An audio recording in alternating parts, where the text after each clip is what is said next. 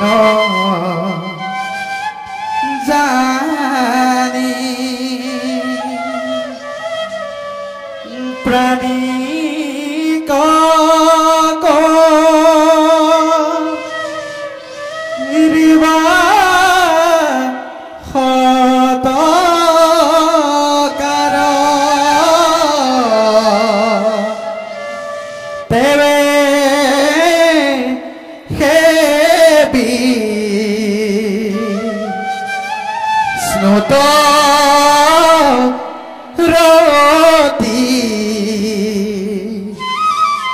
হইবে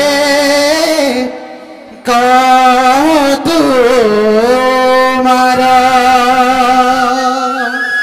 নারায়ণ নারায়ণ নারায়ণ প্রণাম দেব রে কল্যাণ আহ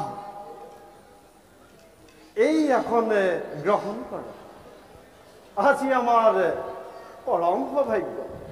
কেনে কৈ নন্দৰাজ সৰগৰে দেৱতা আহি মৰ্তত ভৰি দিছে ইয়াতকৈ আৰু সৌভাগ্যৰ কথা কি হ'ব পাৰে দেৱ ৰাণী ৰাণী নন্দৰাজ তুমি যে মৈত্ৰক আজি স্বৰ্গ কৰি তুলিছা ইমান বহাই নক'ব দেৱৰী নাৰায়ণ ইমানখিনি শক্তিয়ে নন্দৰ নাই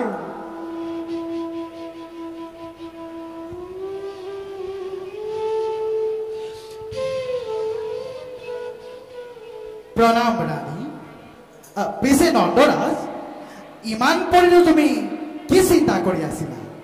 ৰাম কানুৰ কথাকে চিন্তা কৰি আছিলো দেৱৰী কিবা আদি অন্ত বিচাৰি পালানে আদি অন্ত নহয় মানে পিতা পুত্ৰৰ পৰিচয় হ'ল নে নাই পিতা পুত্ৰৰ পৰিচয় কি যে এটা অবান্তৰ কথা দেৱৰী অবান্তৰ নহয় নন্দৰাজ ভাবিছোৱা শৈশৱতে পুতনা ৰাক্ষসীবধ অঘাসুৰ বকাসুৰ ধেনুকাসুৰ শংখচূড় দৈত্যবধ আৰু কালিয়াদবধ তোমাৰ বংশৰ পৰম্পৰাত এইবোৰ ঘটনা জানো স্বীকৃতি পাব নন্দৰাজ এয়া কিন্তু ব্যতিক্ৰম দেৱৰী ব্যতিক্ৰম হলেও এয়া নিয়তিৰ বিধান নন্দৰাজ দৈৱকীৰ বিবাহৰ দিনা কংসই বৰ কইনাক আগবঢ়াই থবলৈ যাওঁতে দেৱতাসকলে খালি ভৱিষ্যতবাণী কৰিছিল তোমাৰ মনত আছেনে নন্দৰাজ আছে আছে দেৱৰী দৈৱকীৰ গৰ্ভজাত অষ্টম সন্তানে দিনে কংসক বধ কৰিব এইটো পিছে সেই অষ্টম সন্তানটি বৰ্তমান ক'ত আছে নাজানো দেৱৰী কিন্তু এটা কথা জানো যে কংসই দৈৱকীৰ এটিকৈ সাতোটি সন্তান হত্যা কৰিছিল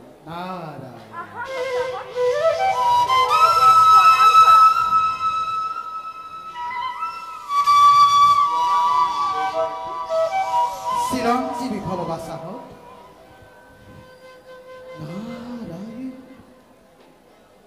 শুনা ৰাণী কংসৰ কাৰাগাৰত যিদিনা দৈৱকীৰ গৰ্ভজাত অষ্টমটি সন্তান জন্ম হৈছে সেইদিনা ঠিক একে সময়তে তুমিও এটি কন্যা সন্তানৰ মাতৃ হৈছিলা তাৰ পাছত শুনা ৰাণী দৈৱবাণীৰ অনুসৰি বহুদেৱে সেই সত্যজাত শিশুটি আনি তোমাৰ কোলাত খুৱাই থৈ তোমাৰ কন্যা যোগমায়াক লৈ পুনৰ কাৰাগাৰলৈ গুচি গ'ল এই কথা কোনেও নাজানে আনকি ৰাণী তুমিও সেই সময়তে সংজ্ঞাবিহীন আছিলা আৰু মোৰ সেই কন্যা সন্তান যোগমায়াক তুলি দিলে কংসৰ হাতত কওক দেৱৰী পৰম মিত্ৰ হৈও বহুদেৱে মোৰ কিয় অনিষ্ট সাধন কৰিলে যোগমায়াটো তোমালোকৰ সন্তান আছিল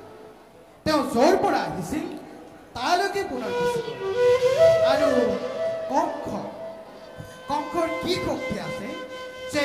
যোগমায়াক নিধন কৰিব পাৰি দুই শহুৰৰ ভাতৃ ৰাম আৰু কানু দৈৱকীয়ে মাত্ৰ গৰ্ভতে স্থান কিন্তু এওঁলোকৰ প্ৰকৃত পিতা আৰু মাতা তোমালোকে